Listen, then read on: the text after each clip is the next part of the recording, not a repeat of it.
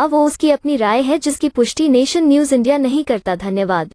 बीच समाज सेविका सुनीता सिंह जी हैं। सुनीता सिंह जी बाबा साहब के 23 सितंबर 1917 के दिवस को बड़ी धूमधाम से मना रहे हैं, जिसे संकल्प दिवस का नाम दिया गया। तो आप इस संकल्प दिवस को किस तरीके से देखती हैं और बाबा साहब ने क्या संकल्प लिया था? पहले तो मनोज जी आपका बहुत बहुत धन्यवाद, आपने मुझे संकल्प दिवस के बारे में बोलने के लिए इनवाइट करा। इसके लिए मैं आपका तहे दिल से धन्यवाद करती हूँ।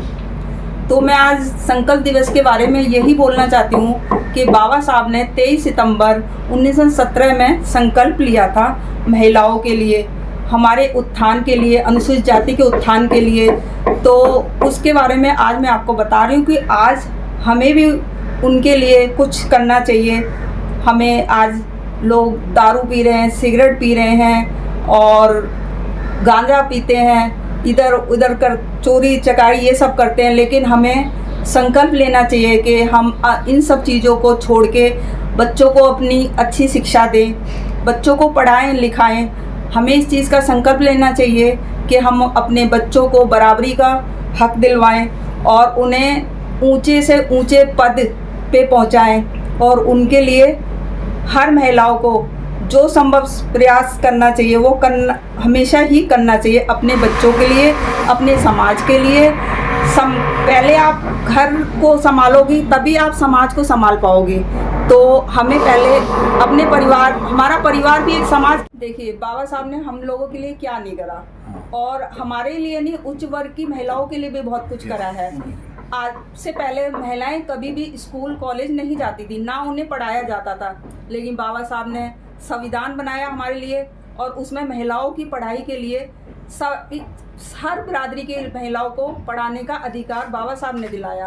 और बाबा साहब देखो हमारे लिए इतना कुछ करा है कि शायद उनके बराबर इस समाज में कोई नहीं कर पा रहा। अगर हम उनके क्या एक तिनके के बराबर भी हम लोग में से कोई भी थोड़ा सा भी कर दे तो शायद आज हमारे समाज का उद्धार हो जाए।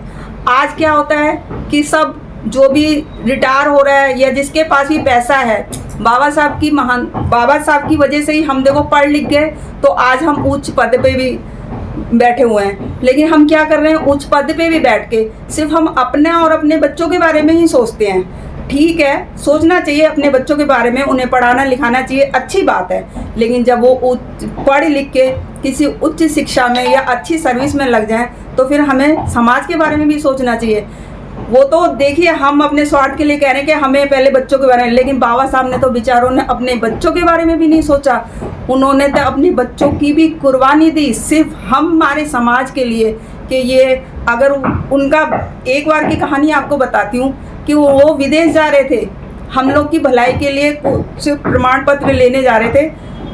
तो बाबा साहब तो बहुत महान है, तो वो उसके लिए उनका बेटा मरा पड़ा था बेचारा, तो उनकी फ़्लाइट थी और फ्लाइट थी तो वो रुक नहीं सकते थे।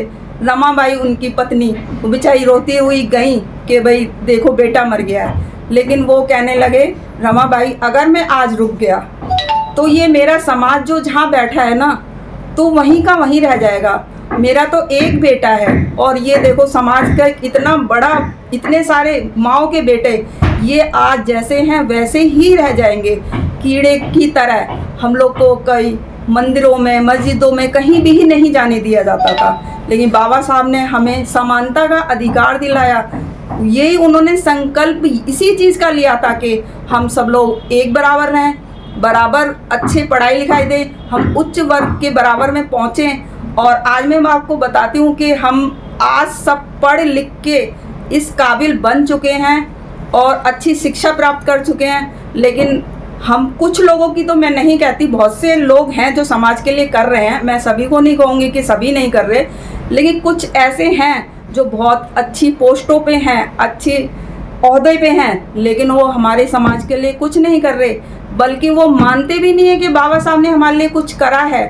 और वो नौकरियां भी कर रहे हैं बाबा साहब की बदौलत, लेकिन वो जाके फिर भी वो क्या मानते हैं कि हमें तो भगवान ने नौकरी दिलवाई है, किसी देवी देवता ने नौकरी दिलवाई है। उनकी नौकरी लगते ही वो जागरण बोल देते हैं, मस्जिद गुरुद्वारे में मत्था टेकने चले जाएंगे, कहीं भी मतलब आप वैष्णो देवी का वो बोल देंगे। तो ऐसी चीज़ें बोलते हैं कि जहाँ आप उनके लिए पैसा खर्च कर रहे हैं। जैसे आप जागरण हैं, एक छोटा सा जागरण करो, कम से कम 1 लाख रुपया लगता है उसमें। तो आप वो 1 लाख रुपया, ठीक है आपके बच्चे पढ़ गए लिख के, उसकी भलाई के लिए आपने जागरण बोला है, उसको आप किसी समाज सेवा में अगर 1 लाख रुपया लगाते हैं तो वो कितनी दुआएं आपको देंगे। शायद कोई देवी माता या कोई भगवान भी आपको वो दुआएं नहीं दे पाएगा। जितनी आप गरीबों की मदद करोगे या जितना आप अपने समाज के बारे में सोचोगे तो वो आपको दुआएं भी देगा और आपके बच्चे, आपका परिवार और आगे भी बढ़ेगा। सुनीता सिंह जी, जिस तरीके से आपने बाबा साहब की बात कही, क्या बाबा साहब ने जो दलित महिला हैं या बहुजन की महिला हैं उन्हीं के लिए काम किया या समस्त समाज की महिलाओं के लिए काम किया? देखिए, बाबा साहब ने कभी भी ये नहीं सोचा कि मैं अपने ही समाज की महिलाओं को आगे बढ़ाऊं। बाबा साहब के लिए सभी महिलाओं की स्थिति बहुत ही दयनीय थी। किसी मतलब वो किसी भी समाज की महिला हो, चाहे उच्च समाज की हो या नीचे समाज की हो। तो नीचे समाज की कुछ ज़्यादा ही थी, क्योंकि उनको तो कपड़े भी नहीं पहनने दिए जाता था। यहाँ तक कि उनको आप मतलब कि जो नीची जाति की महिला थी वो तो पूरे कपड़े पहन ही नहीं सकती थी। उन्हें तो अपना स्तन ढकने के लिए भी स्तन टैक्स देना पड़ता था। लेकिन उच्च महिलाओं को कम से कम कपड़े तो पूरे पहनने को मिलते थे, लेकिन पढ़ाई लिखाई से वो भी वंचित थी।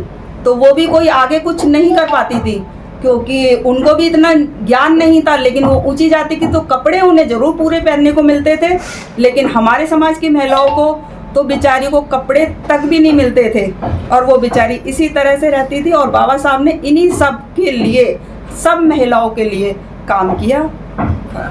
सुनीता जी, जिस तरीके से आपने बाबा साहब की बात कही कि आप जैसी जो महिला हैं, आप जैसी जो बहुत सारी पढ़ी लिखी महिला हैं वो अपने तक सीमित हैं, लेकिन आपको जो करोड़ों महिला देखनी है, आपको भारत ही नहीं आपको विदेश की महिलाएं भी देखनी हैं, उनके लिए आपके पास क्या संदेश है, क्या संदेश देना चाहती हैं? देखिए, मैं सभी महिलाओं को ये कहना चाहती हूँ कि आप पाखंडवाद से तो बाहर निकलिए। तो पाखंडवाद में कुछ नहीं रखा। अभी देखिए, ये करवा चौथ आएगा, उसके लिए आप अपने पति की जेब खाली करोगे, उसके बेचारे के पास पैसे भी नहीं होंगे। आप कहोगे मैं तुम्हारे लिए व्रत रख रही हूँ। अरे आपके व्रत रखने से क्या उसकी लंबी उम्र हो जाएगी? जितनी उम्र होती है वो उतनी ही होती है, ना किसी के व्रत रखने से कम होगी, ना किसी के भी व्रत रखने से ज़्यादा होगी। हाँ, अगर आपका व्रत रखने का मन करता है तो हफ्ते में, महीने में आप रख सकते हो, उसके लिए कोई वो नहीं, उससे स्वास्थ्य भी ठीक रहता है, वो अलग बात है। लेकिन आप अगर एक पर्टिकुलर चीज़ के लिए रख रहे हो कि हाँ भाई मेरे पति की उम्र लंबी होगी या इसकी उम्र होगी, वो नहीं होता, ऐसा कुछ नहीं है। ये प्रकृति ने जितनी उम्र हमारी लिख दी है उतनी तो वो रहनी ही रहनी है, ना कम। क्योंकि मैंने देखा है कि करवा चौथ वाले दिन भी बहुत से पतियों की डेथ होती हुई देखी है। क्या वो करवा चौथ का व्रत रखने के बाद फिर तो होनी ही नहीं चाहिए, उस दिन तो कम से कम नहीं होनी चाहिए जिस दिन वो व्रत रखती हैं।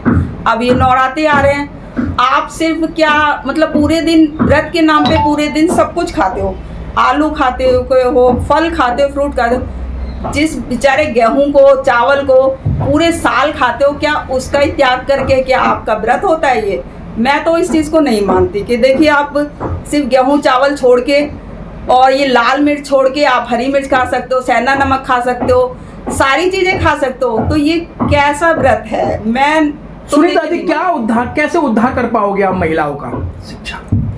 मैं तो महिलाओं से कहना चाहती हूँ कि आप लोग सभी लोग शिक्षित बनो और अपने बच्चों को शिक्षा दो और उन्हें अच्छे से पढ़ाओ लिखाओ और इन आडंबरों से दूर करो, उन्हें समझाओ और वो अच्छे से शिक्षा प्राप्त करेंगे। आप समझाओगे तो इन सब चीज़ों से वो सभी दूर हो जाएंगी। बहुत बहुत धन्यवाद आपका सुनीता जी, आपने हमें समय दिया और हम उम्मीद करते हैं कि आप इसी तरीके से समाज को जागृत करती रहेंगी।